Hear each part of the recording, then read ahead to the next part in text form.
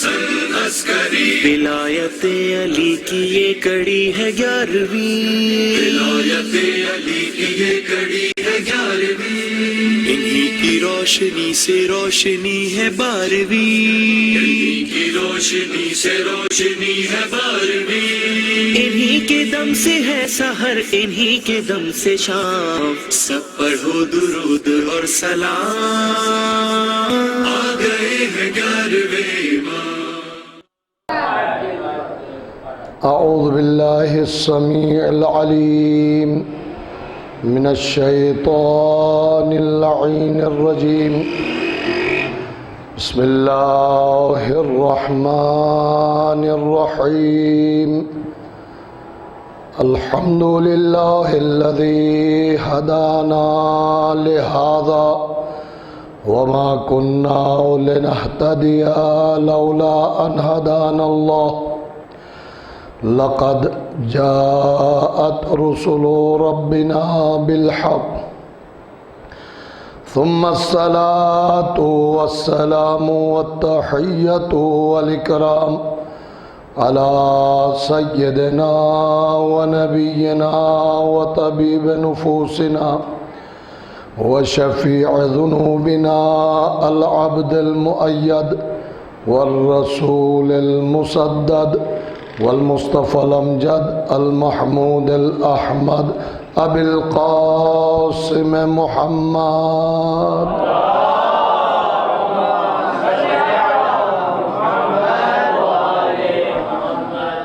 وآل بيته الطيبين الطاهرين المعصومين المظلومين المنتجبين الذين أذهب الله عنهم الرجس وطهرهم تطهيرا،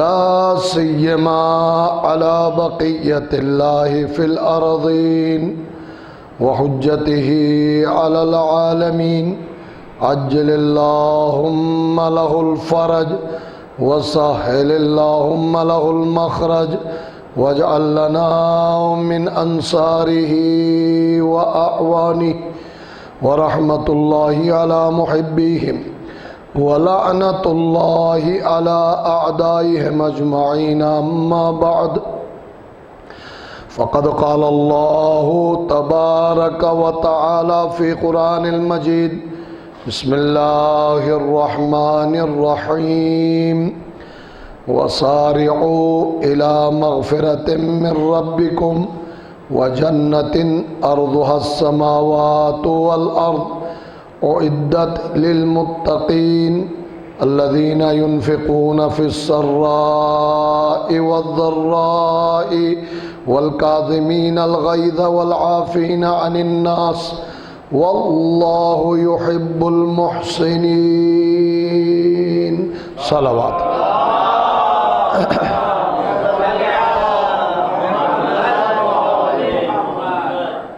سامعین ذوی الاحترام،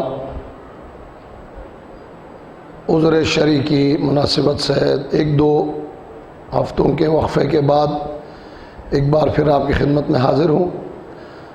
دعا ہے بارگاہ خداوند قدوس ہے کہ پروردگار ہم سب کی ان عبادتوں، دعاؤں، کوششوں اور دین کی خدمات کو اپنی بارگاہ میں قبول فرما۔ پروردگار اس ذکر محمد و آل محمد کے واسطے سے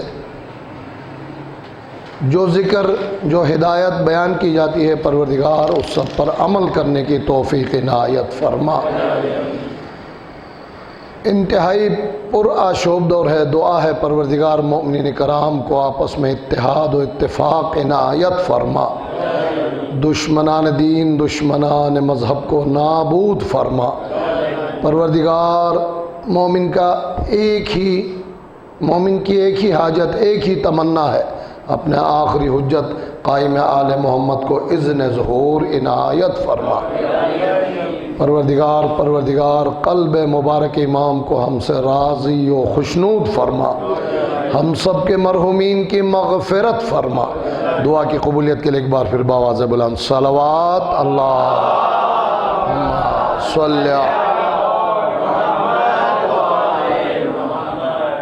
کچھ ضروری مسائل کی بنا پر میں نے سابقہ گفتگو میں طلاق کے کچھ مسائل بیان کیے تھے۔ ان مسائل کے بیان کرنے کا اصل ہدف اور مقصد یہ تھا کہ فقہ جعفریہ میں کورٹ کے ذریعے سے کسی ڈگری کسی کاغذ پر لکھوانے سے نہ طلاق واقع ہو جاتا ہے اور نہ ہی نکاح۔ اس بنا پر ضمناً ہم نے شریعت میں جو طلاق کی قسمیں ہیں انہیں آپ کی خدمت میں بیان کیا۔ نمبر 1 جو ہم سب جانتے ہیں طلاق رجعی، انسان کسی بھی وجہ سے اپنی زوجہ کو طلاق دیتا ہے تو 3 مرتبہ نجاست سے پاک ہونے تک 3 طہر کہا جاتا ہے فقہ کی زبان میں، اس شوہر کو رجوع کرنے کا اختیار ہے، اس لیے اسے طلاق رجعی کہا جاتا ہے۔ دوسرا ایک اور نام ہے، یعنی دوسری ایک اور قسم ہے جسے طلاق خلع کہا جاتا ہے۔ اس حد تک ناچاقیاں، اس حد تک ناراضگیاں، علیکم السلام، گھر کے ماحول خراب ہیں، ایک دوسرے کے ساتھ رہنا پسند نہیں کرتے، آئے دن بھائی وہ بندہ طلاق دینا نہیں چاہتا اور نہ شرعی طور پر بیوی بناتا ہے، کیا کرو؟ وہ چوتھے نمبر پر شریعت میں حکم ہے کہ حاکم شرع مجتہد کے حکم سے بغیر شوہر کی اجازت سے طلاق جاری کیا جاتا ہے، لیکن 100 میں کوئی ایک ہوگا، بہت مشکل کام ہے۔ بہت بڑے عالم، بہت بڑے علامہ، بہت بڑے خطیب، بہت بڑے عالم دین کے لیے بھی گنجائش نہیں ہے بغیر شوہر کی اجازت کے طلاق جاری کرے۔ لیکن بیوی شوہر سے نفرت کرتی ہو تو اسے اپنی جان چھڑانے کے لیے شوہر کو کچھ دینا پڑے گا، مثلا حق مہر معاف کرنا، مثلا نان نفقہ کا معاف کرنا، ہو سکتا ہے مزید کوئی رقم مانگے۔ میں نام لے کے کوئی فکس نہیں کرتا ہوں کہ قبلہ نے بتایا تھا لہٰذا شوہر حضرات بیویوں سے مانگنا شروع کریں، نہیں، لیکن ظاہر ہے کچھ مصالحت کرانے والے، کچھ فیصلہ کرنے والے ہوتے ہیں، مناسب رقم مانگ کر اس کو طلاق دے سکتا ہے، اس کو طلاق خلع کہتے ہیں۔ لیکن اس میں رجعی کی طرح سے رجوع کرنے کا حق نہیں ہوتا۔ یہی معاملہ، بہرحال پریشانی تو ہوگی کہ سابقہ باتیں دہرا رہا ہوں، مگر اگلی بات جب سمجھ میں آئے گی جب میں یہ بات پچھلی بات کو ذکر کروں گا۔ اگر یہی معاملہ شوہر کی طرف سے ہو، یعنی شوہر بھی بیوی سے نفرت کرتا ہے کسی بھی وجہ سے، تو اس صورت میں طلاق مبارات ہے، لیکن پھر بھی اس میں بھی بیوی کی طرف سے کچھ مانگ کر حق مہر معاف کرنے یا کوئی اضافی نان نفقہ معاف کرنے کی بات کر کے پھر طلاق دے سکتا ہے۔ طلاق رجعی میں سارے واجبات شوہر کو بیوی کو دینے ہوتے ہیں، حق مہر کم ہو یا زیادہ، 3 مہینے تقریباً 3.25 مہینے تک 3 طہر کا ٹائم ہوتا ہے، نان نفقہ رہائش کا پورا خرچہ شوہر پر، اور اس عدہ میں رجوع کا حق ہے۔ باقی 2 میں رجوع کا حق نہیں ہے، یہ ساری چیزیں معاف کرا کے جان چھڑا سکتا ہے وہ بھی، اور یہ بھی جان چھڑا سکتے جب مسائل اس حد تک گمبھیر ہو۔ بہت باتیں ہو گئی، طلاق طلاق طلاق، لوگ بھی ناراض ہونے لگے تھے کہ بلا وجہ آپ ہمیں فورس تو نہیں کر رہے ہیں طلاق دینے کے لیے۔ آج کوئی شادی کی بھی بات ہونی چاہیے، اور اس لیے بھی کہ 2 دن قبل ولادت باسعادت حضرت امام حسن عسکری علیہ السلام،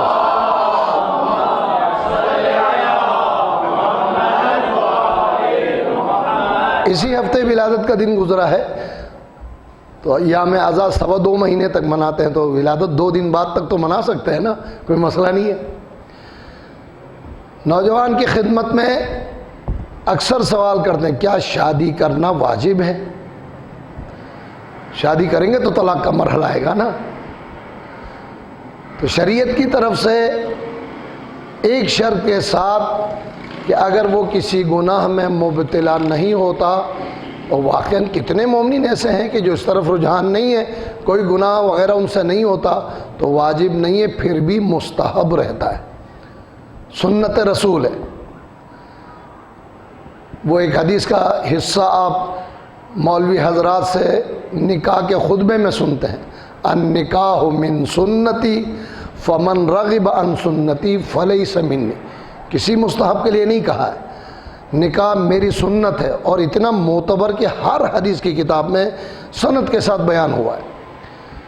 جو میری سنت سے روگردانی اختیار کرے، یعنی میری سنت کو ترک کرے، سمجھو لیس منی، ہمارا شیعہ نہیں، ہمارا اسلام پر عمل کرنے والا مسلمان نہیں، ہم میں سے نہیں۔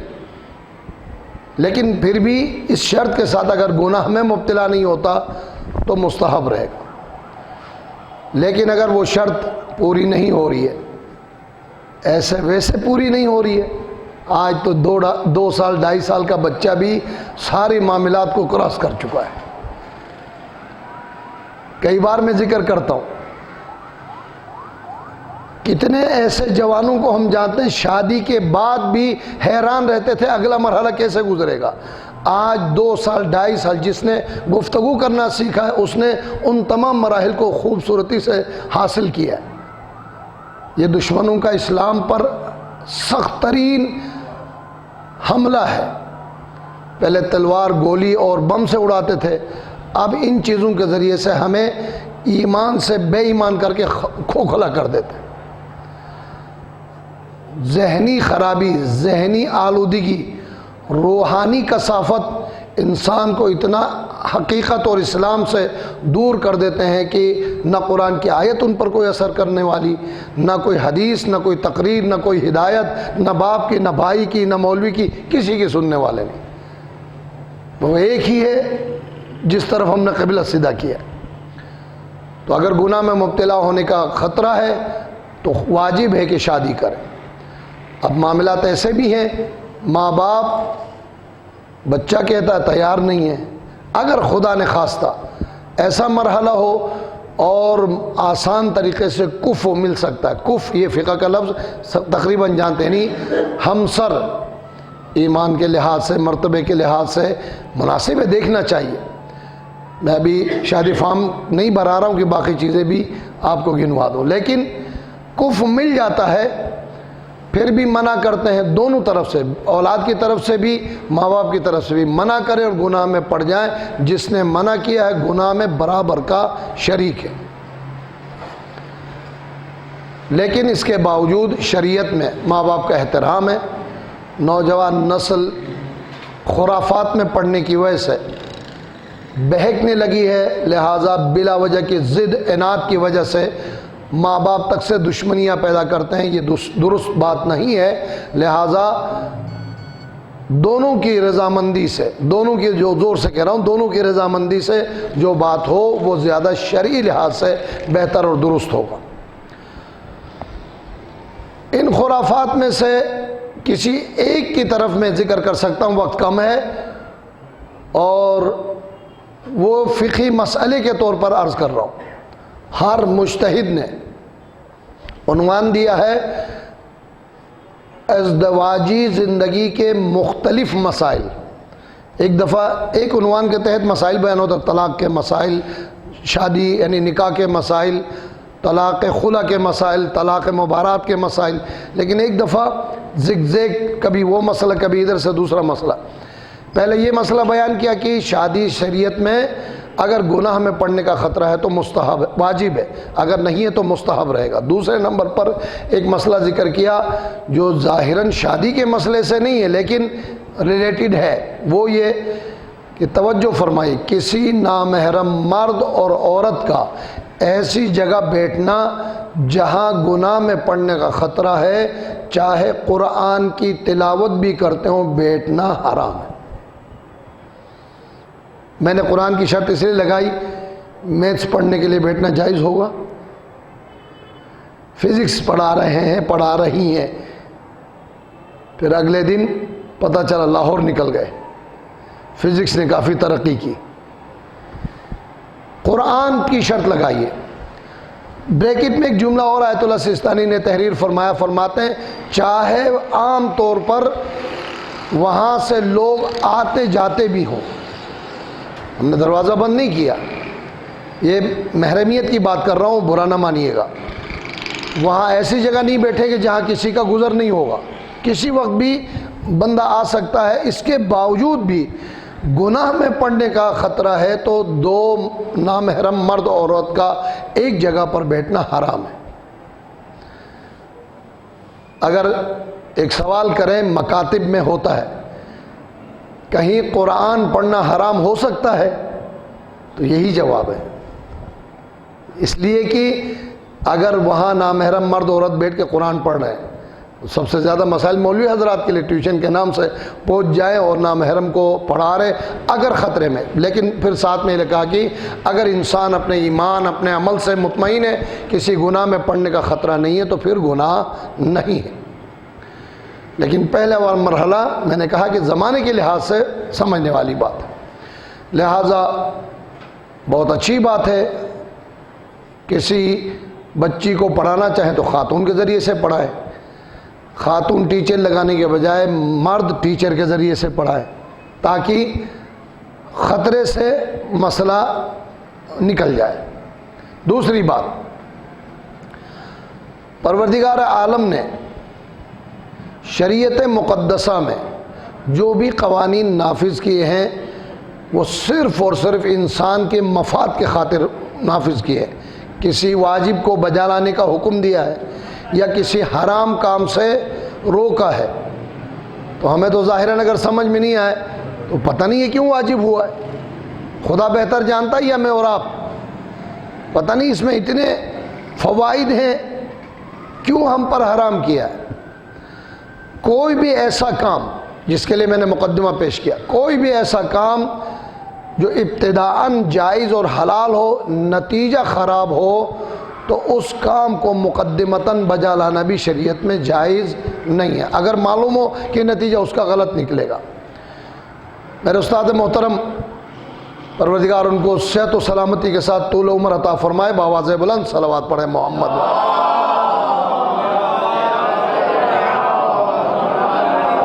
اس سلسلے میں ایک مثال کے طور پر واقعہ نقل کرتے ہیں، فرماتے ہیں کہ ایک صاحب جس کو میں ذاتی طور پر جانتا تھا، نمازی ہی نہیں بلکہ شب نماز پڑھنے والا، مگر تعلیم کے لیے چلا گیا کسی باہر ملک میں، ہاسٹل میں اس کو جگہ ملی۔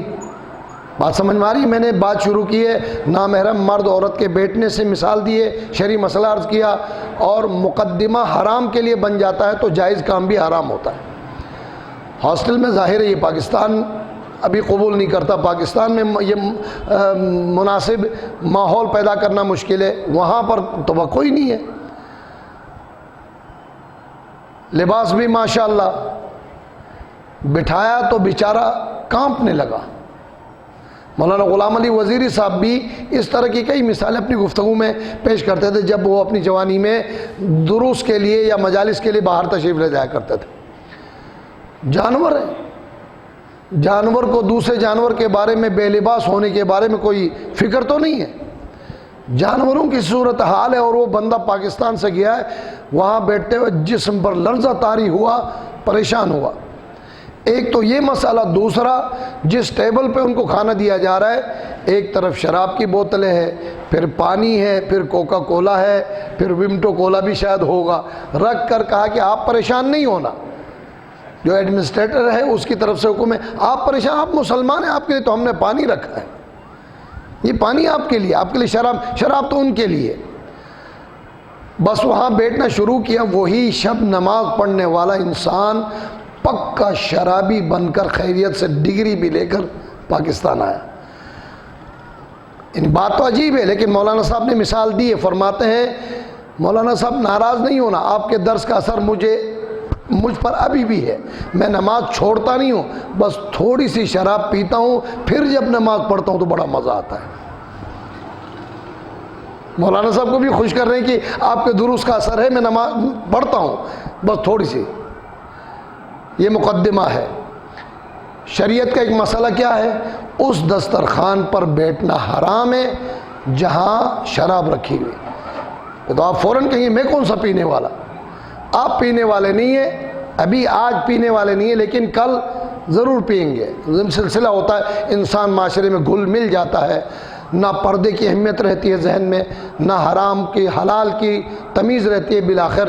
لہٰذا ہر وہ کام جو نتیجتاً انسان کو گناہ اور حرام میں مبتلا کرنے کا خطرہ ہو، اسے ابتدا میں ہی وہ راستہ روک دینا چاہیے اور گناہ سے اپنے آپ کو بچائے. ایک بار باواز بلند صلوات پڑھے محمد.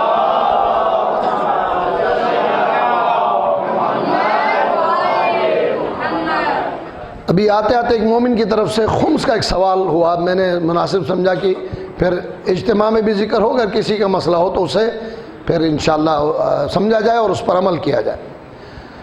ہر بچت پر خمس واجب ہے، سوائے اسٹیٹ لائف میں جو پریمیم جمع کرتے ہیں اس کے اوپر جب تک رقم ہاتھ میں نہیں آئے. آیت اللہ سستانی حالانکہ رقم جمع ہے، سال ہر سال سے 20 سال 21 سال، جب تک رقم ہاتھ میں نہ آئے اس وقت تک اس رقم پر خمس واجب نہیں ہے. واپس ہاتھ میں آنے کے بعد بھی پہلے مرحلے میں نہیں، مزید سال نہ گزر جائے اس پر خمس واجب نہیں ہے. اسٹیٹ لائف انشورنس خریدنا جائز ہے. تکافل ایک نام ہے جو شاید کوئی کویت کے کچھ افراد ہیں مسلمان، ان کی طرف سے، اور کچھ اور اس طرح کے سرکاری نہیں غیر سرکاری کچھ ہے، ان میں شریعت میں منع ہے اس طرح سے اسٹیٹ لائف کی طرح سے وہاں انشورنس خریدنا. لیکن کسی نے خرید لیا، اب کیا کرے؟ ان پیسوں کو آگ لگائے پھینک دے؟ نہیں، اب جو رقم اسے مل جائے اس پر نصف صدقہ کرنا. بہت مشکل ہوگا، 20 لاکھ ملا نصف صدقہ دو، مولوی صاحب کو مار دیں گے نصف صدقہ کیوں. لیکن ایک سہولت ہے، اگر واقعاً ان پیسوں کے لیے وہ بندہ ضرورت مند ہے، ایسا ضرورت مند کہ ان پیسوں کے علاوہ اس کی زندگی چل ہی نہیں سکتی، تو وہ صدقہ بھی خود بطور صدقہ لے سکتا ہے. وہ الگ مسئلہ ہے، جیسے جب دوسروں کا صدقہ لے سکتا ہے اپنا بھی صدقہ لے لے. بینی اسی طرح سے ایک مثال ہے، فکس ڈپازٹ میں کچھ سرٹیفکیٹس وغیرہ خریدتے ہیں. اولاً خریدنا منع ہے، اور اگر بالفرض کسی نے خرید لیا، آج مسئلہ معلوم ہوا، تو جو اسے اضافی مل جائے گا اس پر بھی اسے نصف صدقہ کر کے پاک کرنا ہے، اور اصل رقم بھی بچت شمار ہوگی، اس پر خمس نکال کے پاک کرنا ہے. یہ تھوڑا سا مشکل مسئلہ ہے.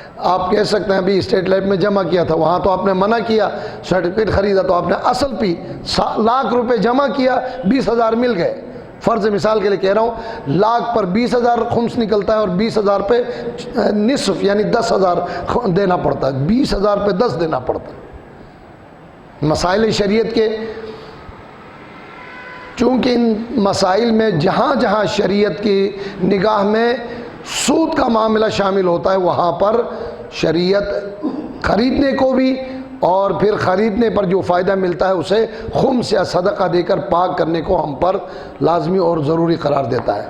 پروردگار انشاءاللہ سود جیسے حرام کام سے بچنے کی توفیق عطا فرمائے اور ہم سب کو رزق حلال حاصل کرنے کی توفیق عنایت فرمائے. بآواز بلند صلوات پڑھے محمد.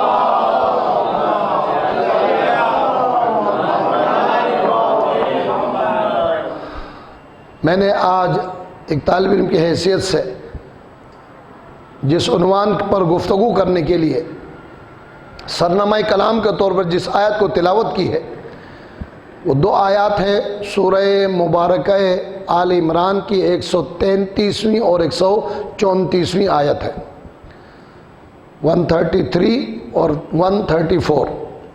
آیت کی ابتدا سارعوا الی مغفرۃ من ربکم وجنۃ ارضها السماوات والارض. اے مومنو، نیکی کے کام کو انجام دینے میں ایک دوسرے کے ساتھ مقابلہ کرو، مسابقہ کرو. مسابقہ میرے ننھے ساتھیوں کو بھی بات سمجھ میں آ جائے، ریس کو کہتے ہیں. ریس، ہم تو موٹر سائیکل کی ریس کو جانتے ہیں، باقی ریس کو تو نہیں جانتے.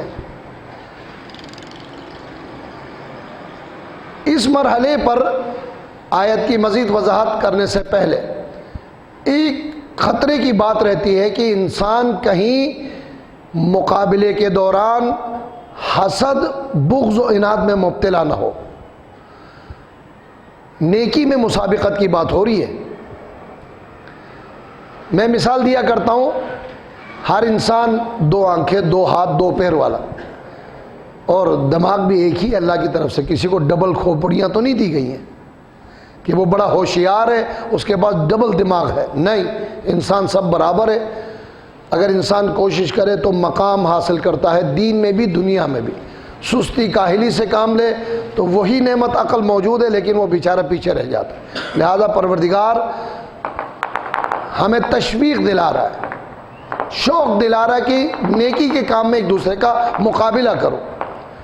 سمجھانے کے لیے بار عرض کروں، یہ آیت کا ترجمہ نہیں ہے۔ ایک انسان صرف فریضہ ادا کرتا ہے، صرف حرام کام سے اپنا آپ کو بچاتا ہے۔ اس زمانے میں یہ بھی کوئی کم نیکی نہیں ہے کہ ہر واجب ادا کرے، ہر گناہ کے کام سے اپنے آپ کو بچائے، لیکن ساتھ ساتھ وہی ہمارا جیسا ہی انسان ہے۔ جیسے لوگ نہیں کہتے پیغمبر کے لیے بھی ہمارے جیسے انسان تھے، یہ بھی تو ہمارے جیسا انسان ہے۔ اس نے نہ صرف واجب کو انجام دیا بلکہ مستحبات کو بجا لایا، نہ صرف حرام کو چھوڑا بلکہ مکروہات کو بھی ترک کیا۔ اب یہ انسان یہاں پر مقابلہ کر سکتا ہے، وہ بھی تو میری طرح انسان ہے۔ جب وہ مزید نیکی پر، جیسا کہ بہترین نمبر لینے والے کو +2 نمبر خوشخطی کے بھی دیے جاتے ہیں، اس طرح اس نے نیکی کے عمل میں مستحبات کو بھی انجام دیا، تو میں بھی کوشش کر سکتا ہوں اس کی طرح سے محنت کر کے نیکی کا کام انجام دوں۔ اس مسابقے کو شریعت میں انتہائی پسندیدہ قرار دیا گیا۔ اسے کبھی رشک بھی کہا جاتا ہے کہ اس کی نیکی کو دیکھ کر انسان اسی مقام تک پہنچنے کی کوشش کرے۔ لیکن اگر معاملہ برعکس ہو، دنیا میں ڈنڈورا پیٹنا شروع کر رہے ہیں، چھوڑو اس کی 2 رکعتیں نمازیں، میں جانتا ہوں کتنا خبیث ہے، کتنا بد نصیب ہے، یعنی اس کے دل میں حسد پیدا ہو گیا ہے۔ اور حسد نہ صرف گناہ ہے، برا عمل ہے، بلکہ انسان کی ساری نیکیوں کو جلا کر خاکستر کرنے والی گناہ ہے۔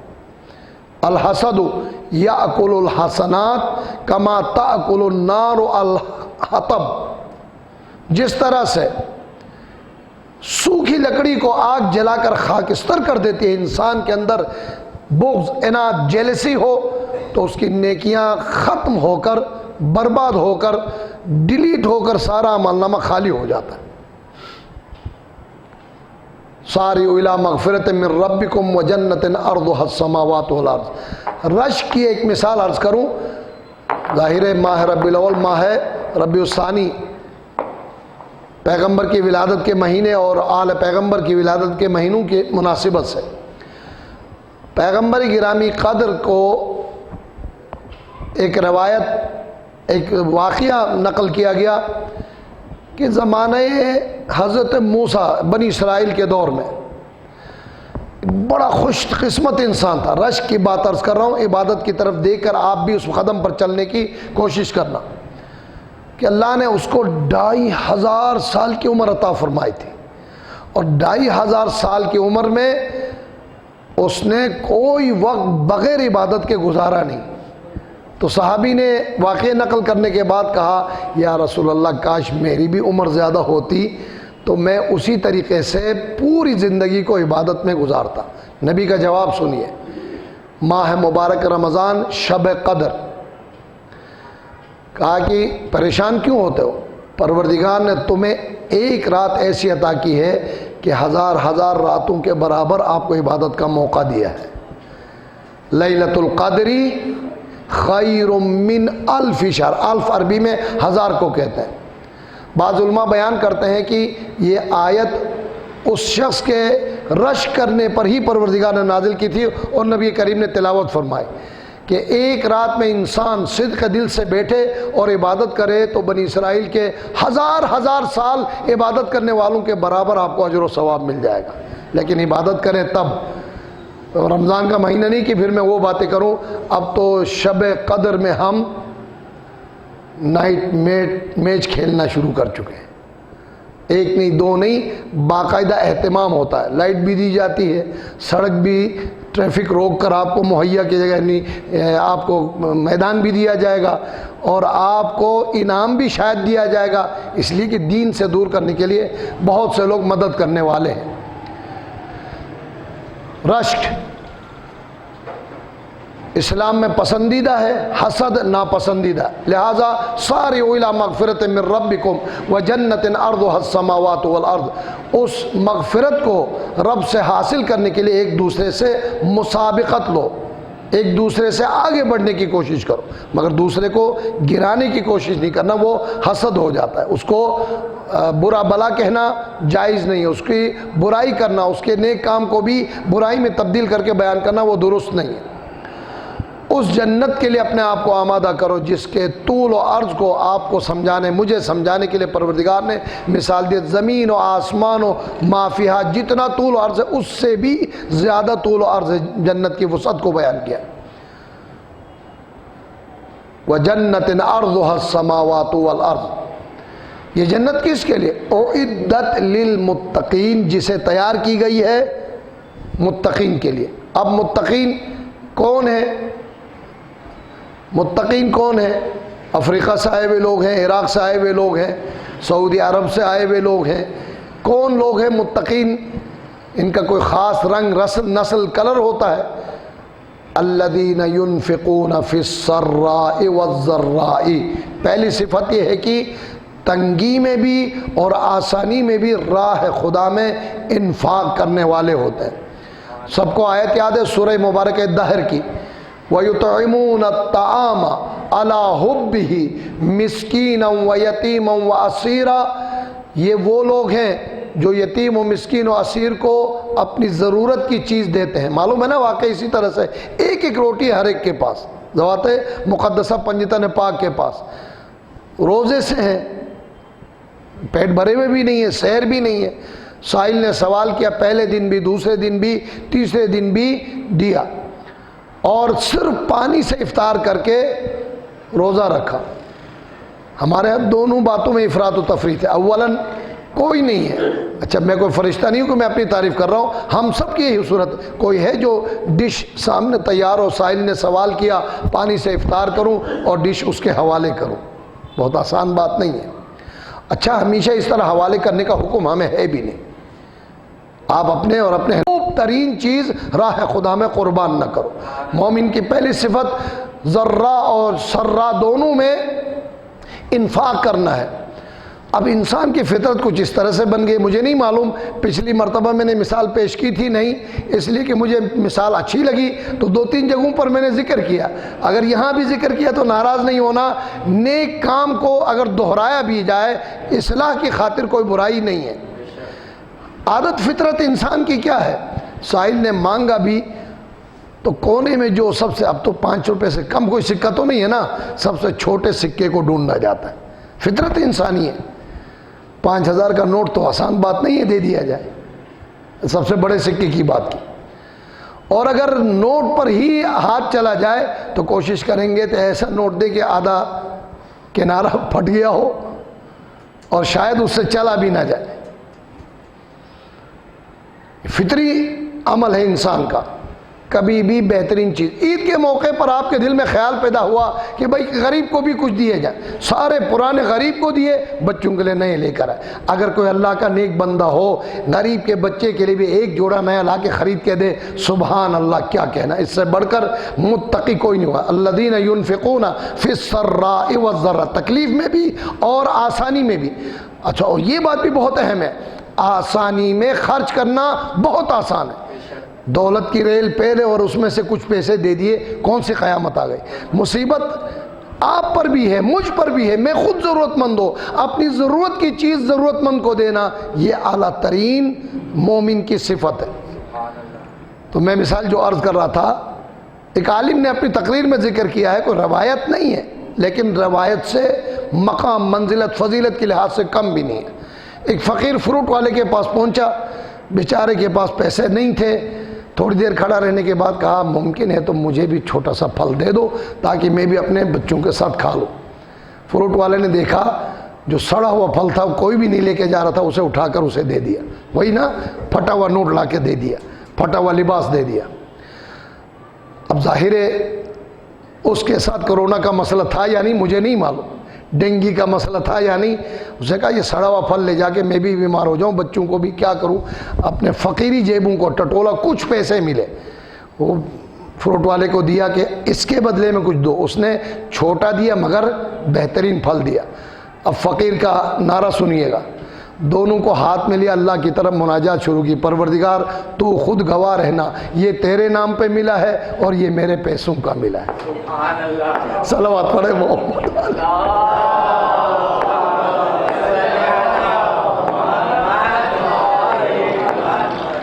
کل اگر سڑا ہوا پھٹا ہوا لباس اور ردی کاغذ اور سکے کو دے کر خدا کہے کہ تم نے میرے خزانے میں یہی تو جمع کیا، کتنی شرمندگی ہوگی۔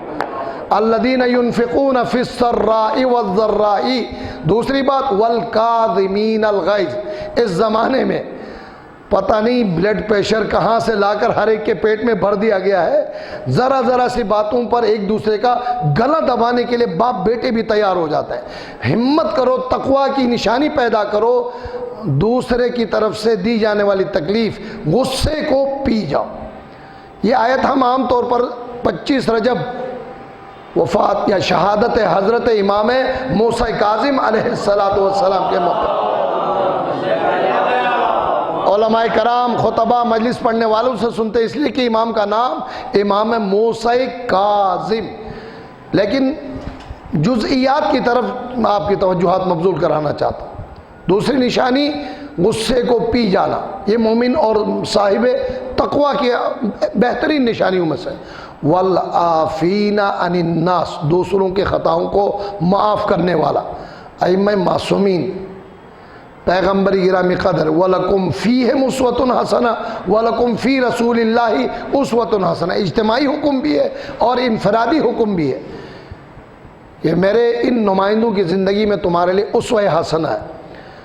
کتنے اماموں کی مثالیں، لوگ گالیاں دیتے تھے، برا بھلا کہتے تھے، اور امام جواب دیتے ہیں تمہیں کھانا چاہیے تو کھانا دوں، لباس چاہیے تو لباس دوں، آرام کے لیے بستر چاہیے تو بستر، سفر کے لیے سواری چاہیے تو سواری دوں۔ اور وہ ربیع الاول کی بچے بھی بیان کرنے والی مثال، ممبر پر بیٹھ کر اس احترام کا اعتراف کرتے ہوئے، یہ واقعہ پڑھتے ہوئے رونگٹے کھڑے ہو جاتے جب میں کتاب میں پڑھتا ہوں کہ وہ خاتون پتہ نہیں کتنے عرصے سے کوڑا کرکٹ نبی کریم کے جسم اطہر پر پھینک رہی ہے، چلیں بدلہ نہیں لیتے تو راستہ تو بدل سکتے تھے نا، یہ تو ہر ایک کا، اب آپ کے لیے لازم نہیں کہ وہ غلاظت آپ پر پھینک رہے ہیں آپ اسی راستے سے جائیں، اب نبی کریم کون اسے مشورہ دے، لیکن جب وہ بیمار ہو جائے میں تو 2 سجدے شکر بجا لاؤں اور کہوں خدا بندہ جلدی مار دے اس کو، لیکن نبی کریم پہنچ جاتے ہیں، دروازے پر دستک دیا۔ چھٹی میں دینیات کی کتاب میں یہ لفظ میں نے پڑھا تھا، اس نے آواز دی بہت اچھے موقع پر بدلہ لینے آئے ہو، بہت اچھے، جب میں بیمار ہو گئی کمزور ہو گئی تب بدلہ لینے آئے ہو۔ خوبصورت آواز ہے، بدلہ لینے نہیں تیمارداری کے لیے آیا ہوں، دوا چاہیے تو دوا پہنچاؤں، کھانا چاہیے تو کھانا پہنچاؤں، کچھ اور گھر کا کام ہے تو کرنے کے لیے تیار ہو۔ بتائیں سوائے کلمہ پڑھنے کے اور کوئی راستہ تھا؟ بے اختیار جو دشمنی کا مظاہرہ اس حد تک آگے بڑھ جائے کہ نبی کے جسم اطہر پر کوڑا کرکٹ پھینکتی تھی، وہ کلمہ پڑھنے پر مجبور ہو جائے۔ والعافین عن الناس، اسلام میں ایک حکم ہے، بھائی ناراض ہے نا، دنیا بھائی تو ناراض ہوتا ہے، باقی وہ جو جس کو ہم جانتے نہیں وہ ہم سے ناراض کیوں ہوگا؟ اگر ناراض ہے تو ہمت کر کے ایک مرتبہ جب بھائی ملے تو کہہ دیں السلام علیکم۔ ہو سکتا ہے بھائی بھی بلڈ پریشر کا ہو، وہ کہے کہ بھائی منع کیا تم میرے ساتھ منہ نہیں لگو، باقاعدہ یہ کہتے ہیں، لیکن اگر ایک دفعہ اور منہ لگو گے نا، دوسری بار سلام کرو گے۔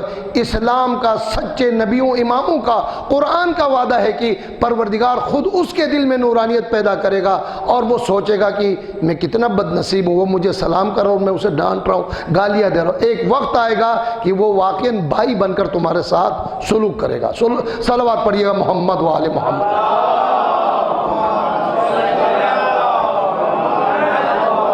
والعافین عن الناس، دوسروں کی غلطی کو معاف کرنا۔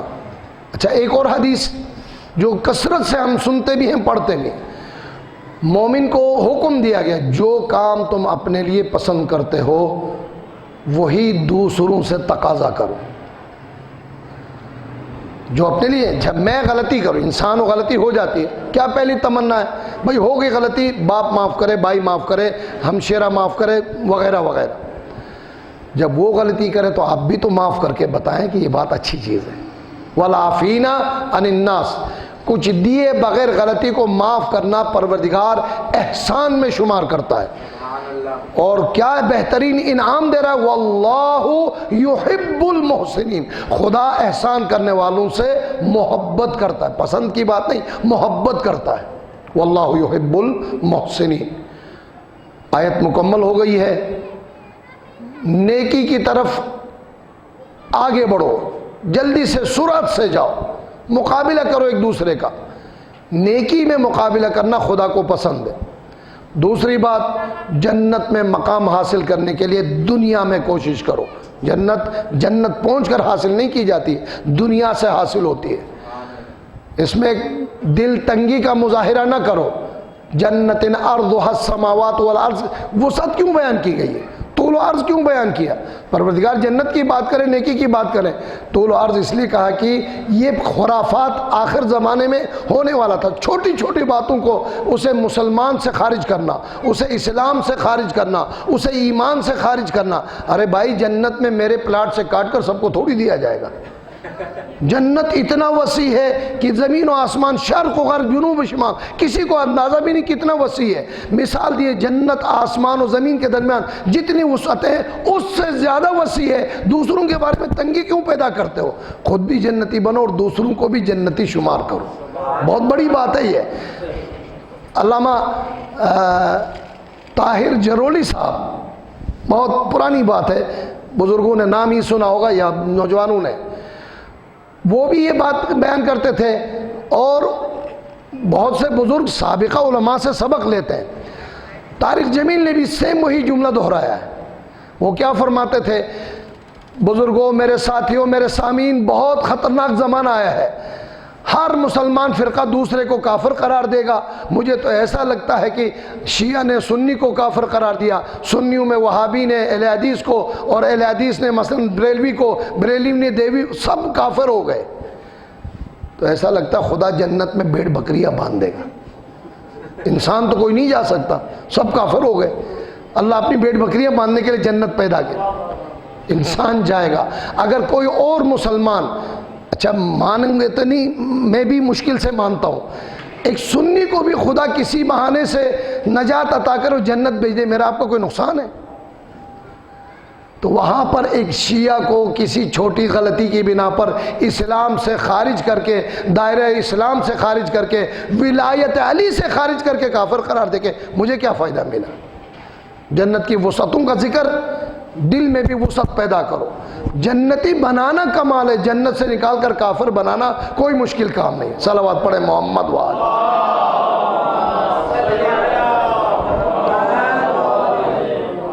جنت عرضها السماوات والارض. اور تیسری بات، اس کے بعد آپ کی خدمت سے اجازت چاہوں، نیکی کے کاموں میں سر فہرست راہ خدا میں انفاق کرنا، تکلیف و پریشانی میں انفاق کرنا بہترین انفاق ہے.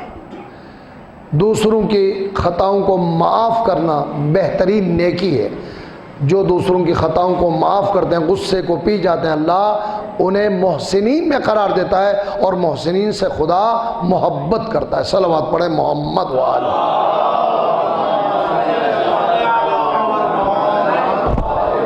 یہ سبق ہمیں کہاں سے ملے؟ بس اب وقت باقی نہیں رہا. 11ویں امام کا حکم دیا تھا کہ ذکر کرنا چاہیں تو ذکر کریں.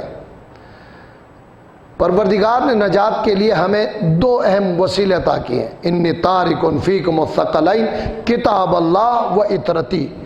اہل بیت الحمدللہ ہم بخوبی جانتے ہیں کہ ان کی سیرت، ان کا قول، ان کا فعل ہمارے لیے یقیناً واجب الاطاعہ ہے. قرآن کے بارے میں بھی یہی نظریہ قائم کیجئے.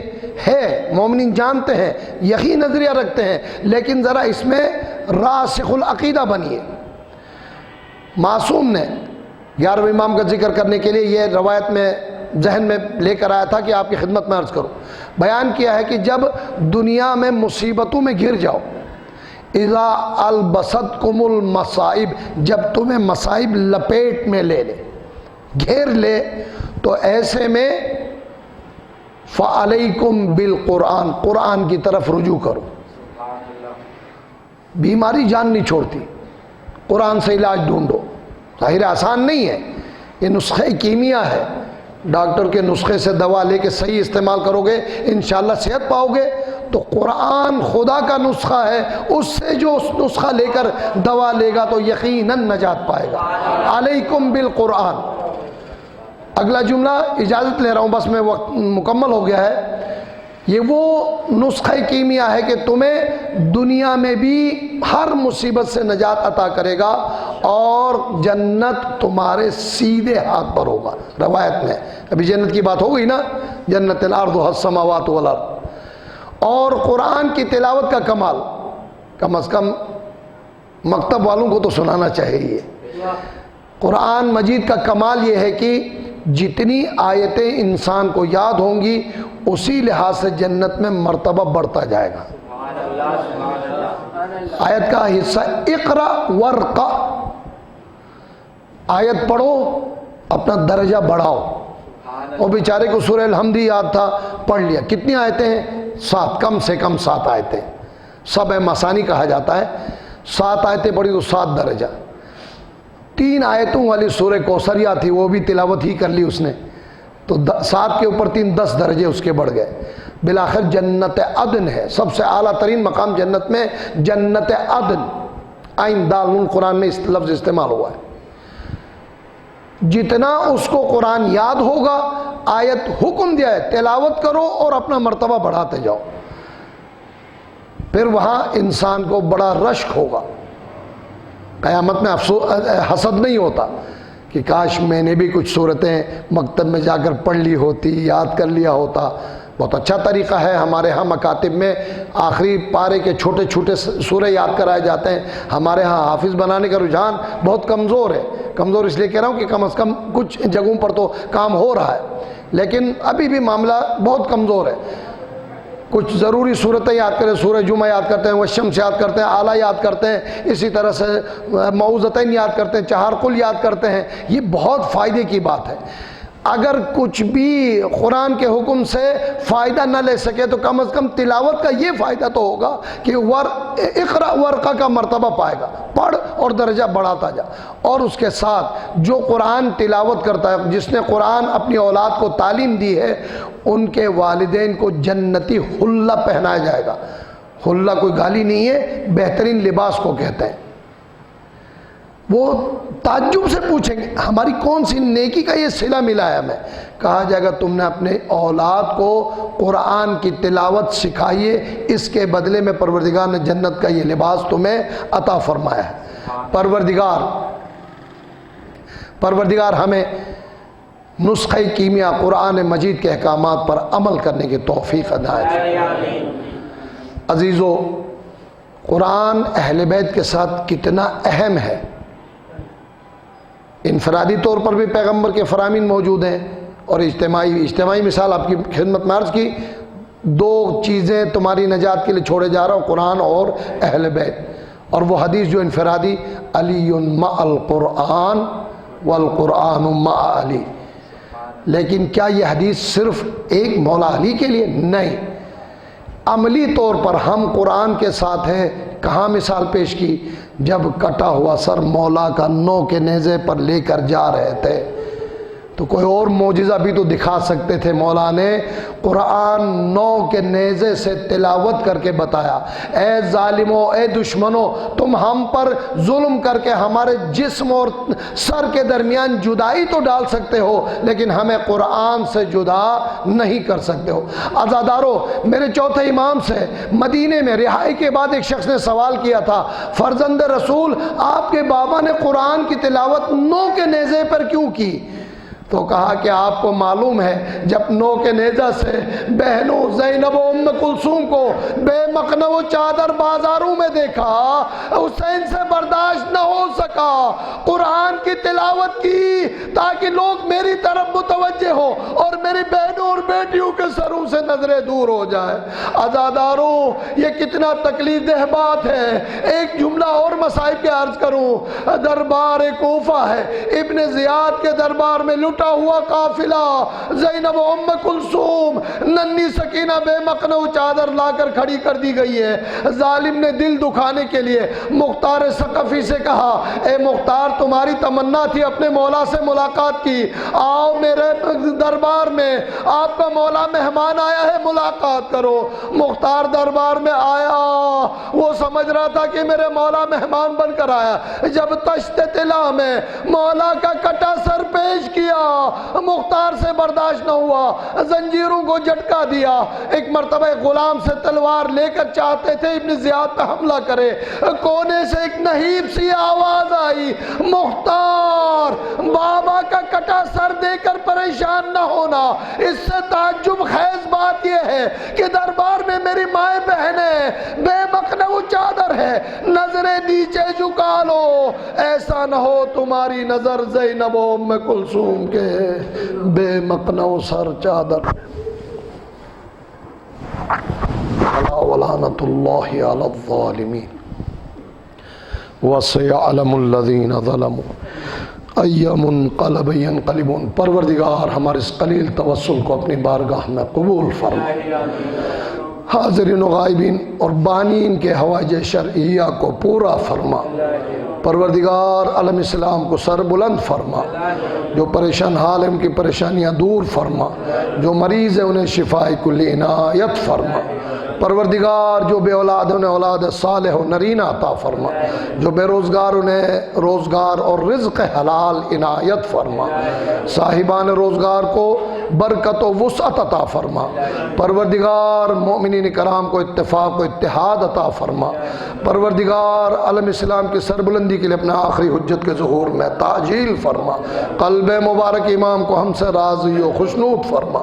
پروردگار ہمارے مرحومین کی مغفرت فرما۔ ربنا تقبل منا انک انت السمیع العلیم